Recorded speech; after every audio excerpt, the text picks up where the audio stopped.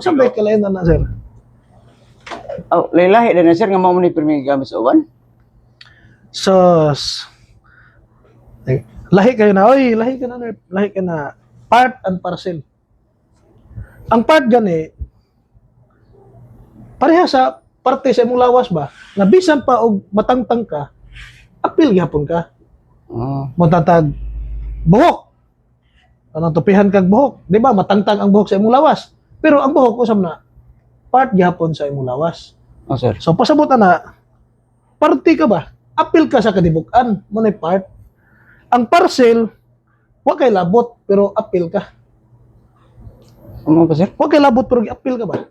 Parcel. Oh, di ba imong asawa sige order og online, Oo sir. Shopee? Di ba wa kay wipe di na para imo, wa kay labot ana? Pero apil kas bayad. Usa may tawa ka na? Usa may tawa ka na? Usa may tawa ka na, Nerf? Ha? Parcel. Ano? Di ba? Nag-order imong asawa online. Wa kay labot. O, di ba? Dito para imo. Para kinsa man to? Para iya. Para iya sir. Ya, parte siya to. Parte ka to. Wala sir. O, pero apil kas bayad. Bayad. O, sa may tawa ka na? Parcel.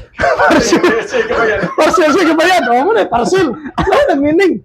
Astilan. Kamo, sa may meaning yun ng part and parcel niya. Meaning to. Mao di. Sige, sige daw.